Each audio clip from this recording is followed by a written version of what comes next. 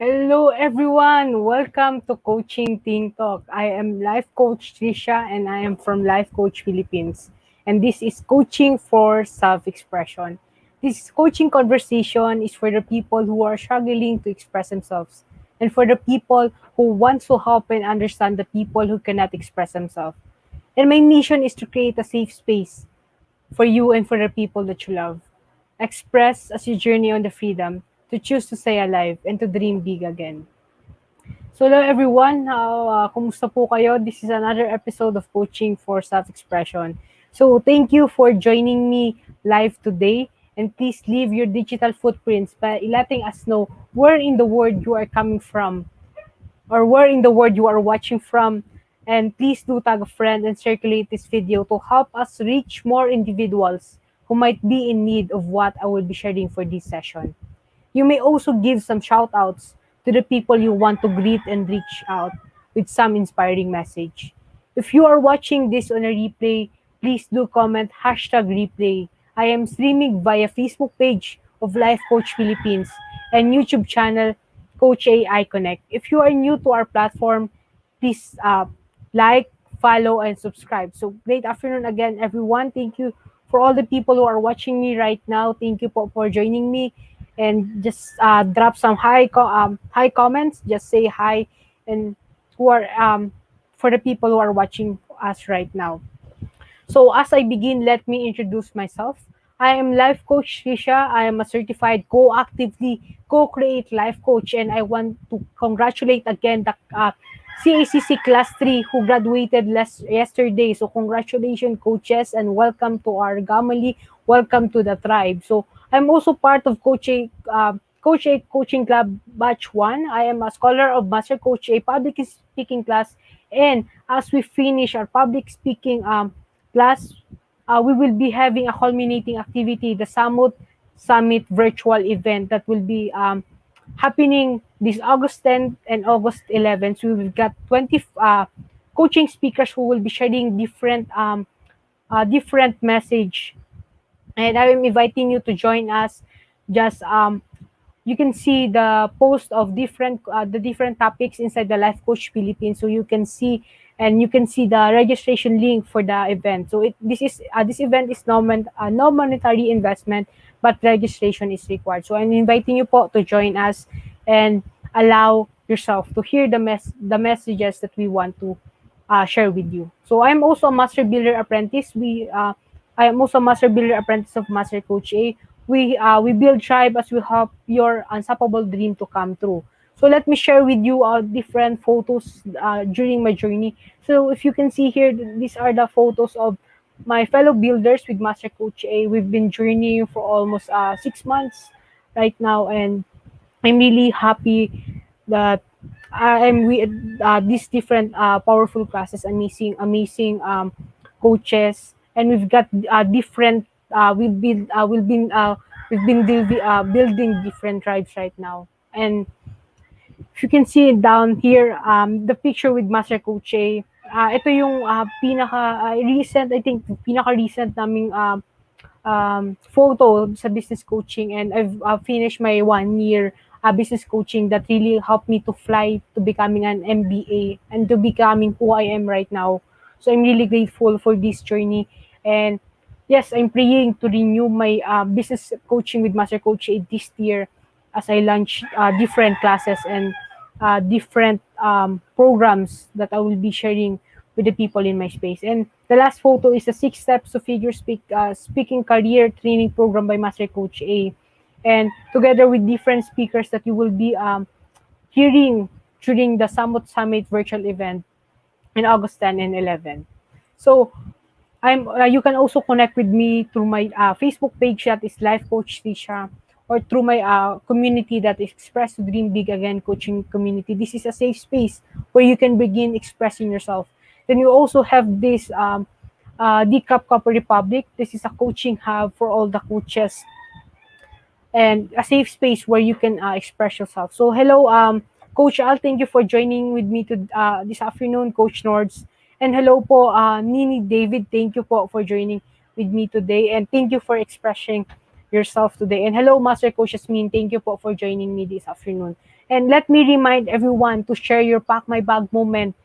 As this pack my bag moment is the lessons that we've learned in in this episode, and you are allowing yourself to express it in your social media, any social media platform. It might be Twitter, Facebook, or Instagram, and you will be sharing it as you allow yourself to express, and you allow the people in your space to learn and express from you. And don't forget to put the hashtag pack my bag moment and hashtag coaching being talk so that we can help and support you. So today, let's talk about this one. So are you an extrovert or introvert? So alin po kayo siya dalawa? Are you familiar with this term? So this term is really familiar from our generation. We use this to classify people, our friends, ourselves. It's one of the description that we choose to define ourselves. But today, let's talk about introvert. But we will not be talking about introverts getting ready to unmute their mic during their Zoom, or introvert that have been finished. Have you ever introvert edition? The challenges about being an introvert. But today, let's talk about introverts express themselves too, just in a different ways. So introverts may hide their inner feelings or excitement, but that doesn't mean that they cannot express themselves creatively. I remember a friend of mine was an introvert. As in, never siya nagsasalita kapag hindi mo siya tinanong.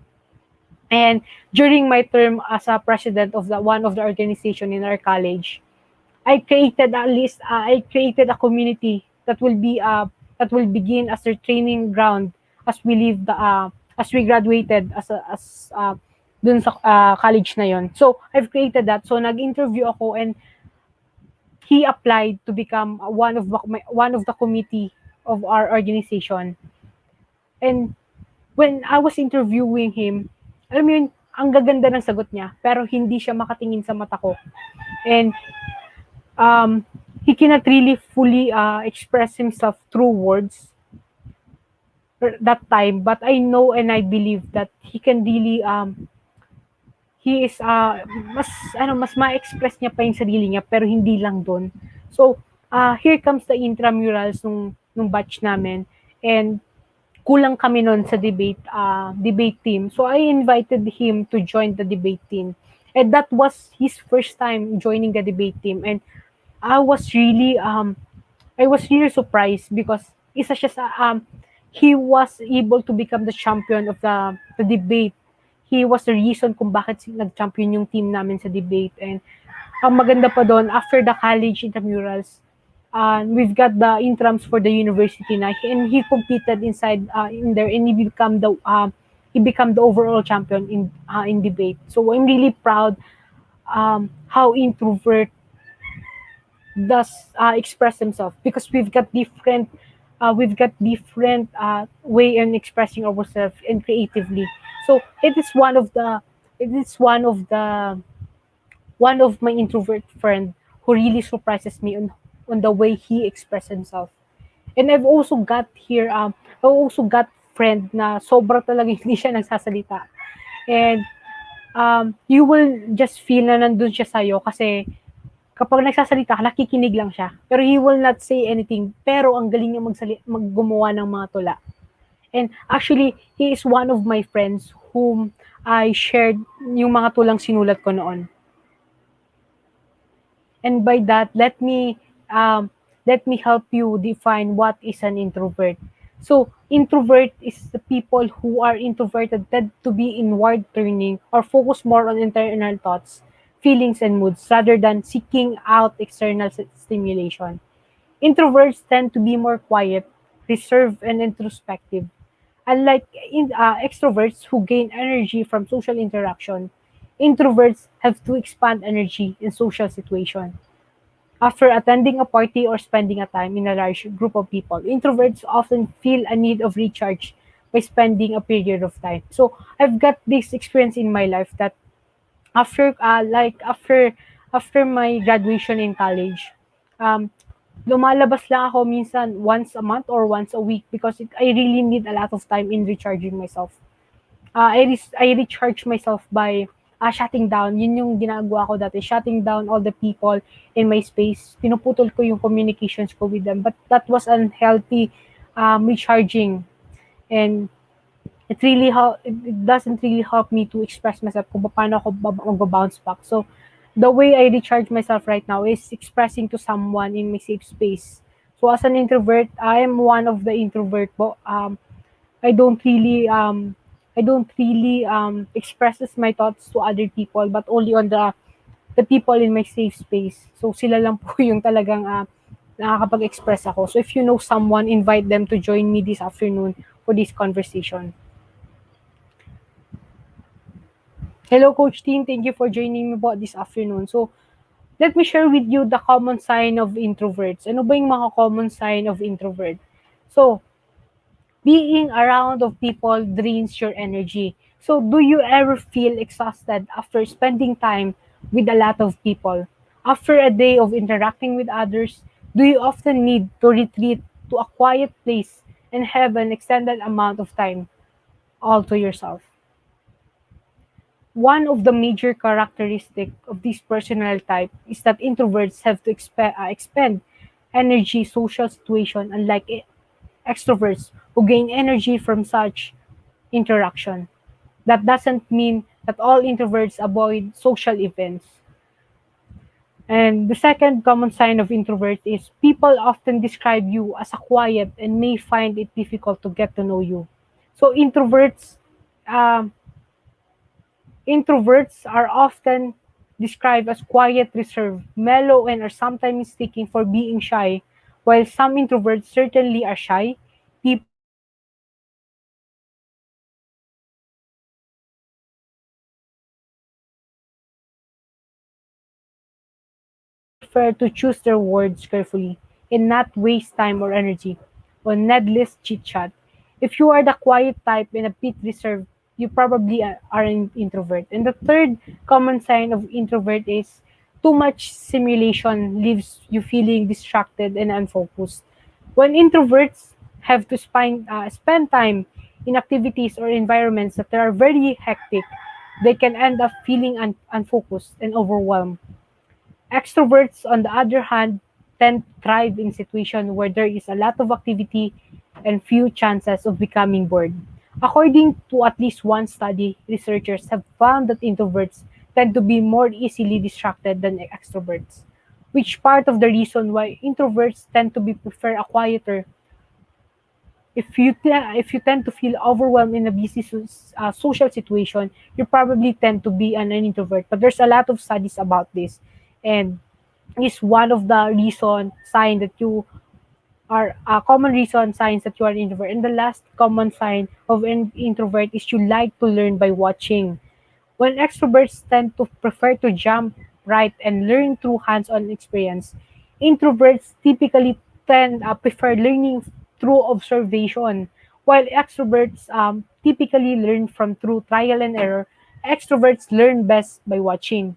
Introverts like to watch others to perform a task, often repeatedly until they feel that they can replicate the actions on their own. So when introverts do learn from personal experience, they prefer to practice somewhere private where they can build their skills and abilities without having to perform from an audience. So being an introvert, I really love to expressing myself to a private where I can really build my skills and abilities. But being an introvert and being a life coach, I've learned that I don't really have to be yes, I can practice somewhere privately, but I prefer to practice it inside my safe space, inside the people who really help me to express myself. And if you like to learn more about watching rather than doing, there's a chance that you have a more than extroverted personality. So it doesn't mean if you are these are the few common sign of an introverts that you can encounter with the people in your space, and allow them, help them to express themselves to you so that it can really help their mental health. So being alone in a private place, expressing yourself with your uh, self can doesn't really will not really help your mental health. So if you know someone was struggling to express themselves with this space, allow them to know that we are here. We've got community who can really help them, community that can journey with them. Uh, doesn't matter if you're extrovert or introvert. So we are here. So let me share with you some inspirational, well-known creative introverts. So there are many well-known introverts that expresses themselves fully through their creativity. So let me share with you.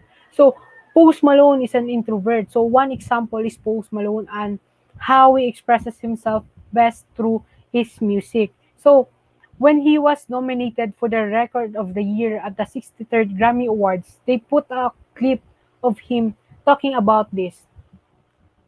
Post Malone explains that he's very introverted and how to this day, when the fans talk and compliment him backstage, he gets shy and nervous.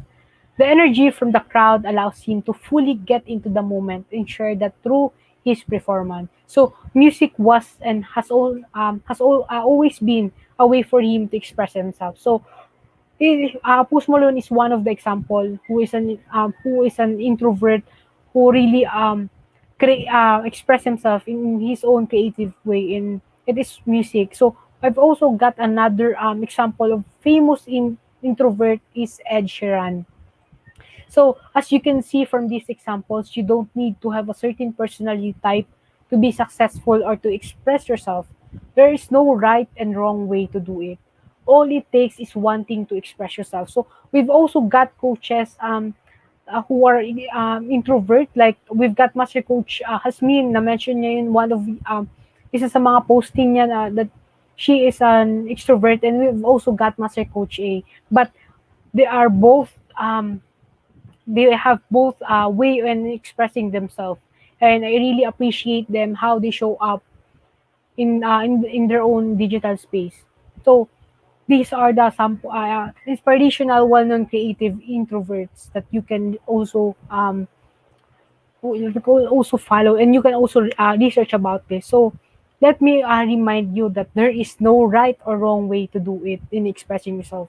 All it takes is wanting to express yourself. The moment you say yes, the moment you say yes that you wanted to express yourself is already a win. So let me share with you this how introvert expresses themselves. So the first is introverts prefer to tap into their creativity side. So like I've shared before, they've got a different way in expressing themselves. So there are many ways to express yourself as an introvert. It can be through many different creative side. Like we've got Post Malone and Ed Sheeran. The way they express yourself is through music.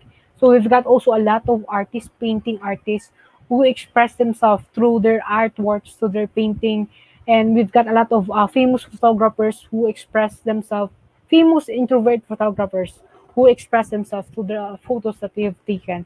So hello, Coach Shis. Thank you for joining me this afternoon, and Miss Florinda Quinto, thank you for joining me this afternoon. So the next thing is introverts expresses themselves through different creative mediums. So they've got different creative mediums such as comedy, painting, singing, acting, and so on. You may feel as though you hindi ka creative and you are not enough or outgoing enough for a certain outlets. But the key in finding a creative outlet is not to dwell too much on finding the perfect one, but instead just trying new things and seeing what sparks your interest. So it doesn't really there is no such thing as perfection in self-expression, because self-expression is a process and a journey where it can really allow you to express yourself. It doesn't really mean you need to be perfect. It doesn't really mean na dapat ganito ka kapag in-express mo dito. It's just mean to find the right way for you to start expressing yourself and just trying new things and seeing what sparks to your interest. So the last thing that I want to share with you about introverts is they have this space called creative space. If we have this creative space, we can find this inside our safe space. But a creative space is a a space where you can allow yourself, where they allow yourself to be creative in that space. So there isn't a certain type of person that is able or not able to express themselves creatively.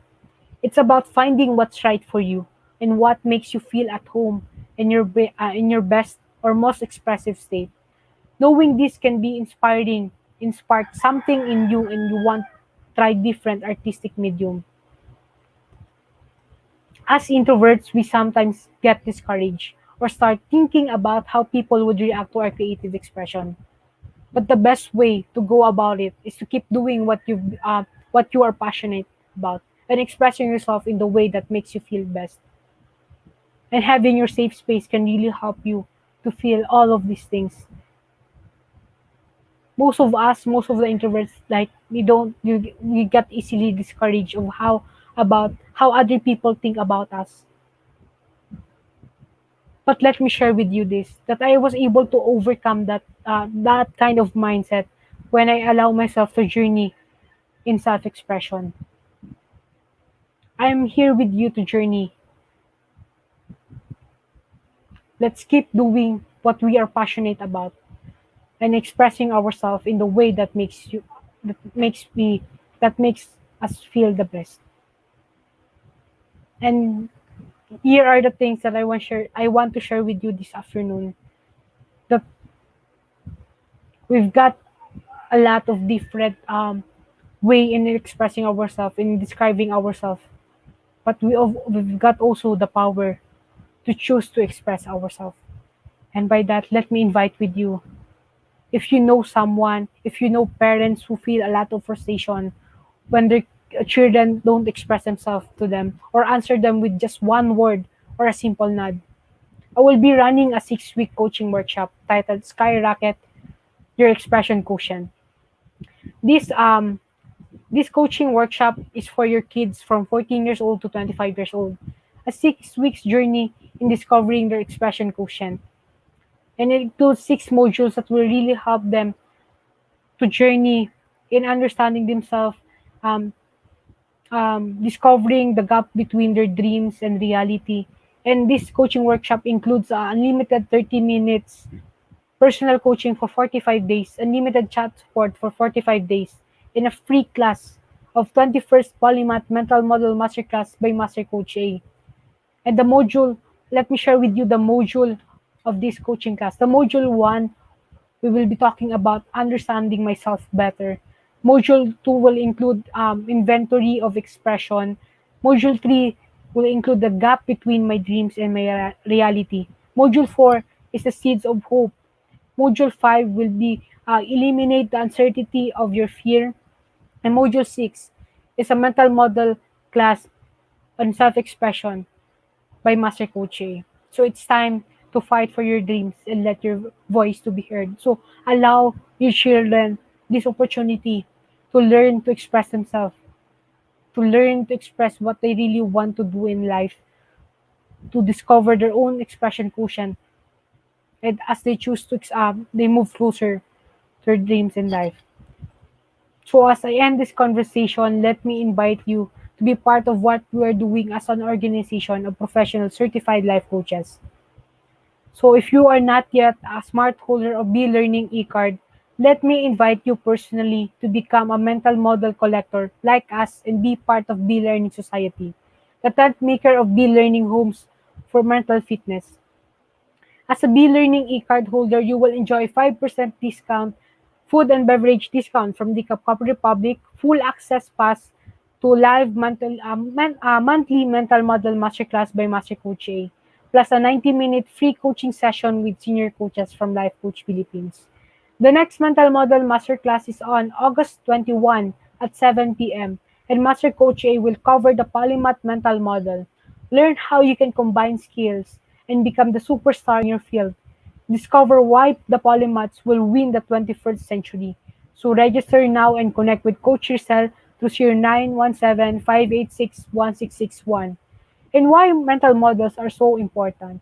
Because by building up a base of the most valuable and universal mental models, you are building up your trunks of knowledge that you can use for the rest of your life. Mental models are the critical category of knowledge that gets more relevant over time and can be applied across wide array of different domains. So, if you are new to our concept of mental model, a mental model is an explanation of how something works. It is a concept framework. It is a concept framework or worldview that you can carry around in your mind to help you interpret the world and understand the relationship between things. Mental models are deeply held beliefs about how the world works. And by that, I'm really inviting you to join us to the next Be Learning class. And for the CACC certification, um, for individuals who intend to embark on journey on becoming a certified life coach, Master Coach A now offers co-actively co-create life certification program. This is a comprehensive approach to learning and mastering life coaching as an active process of creating a new path to achieving result in life.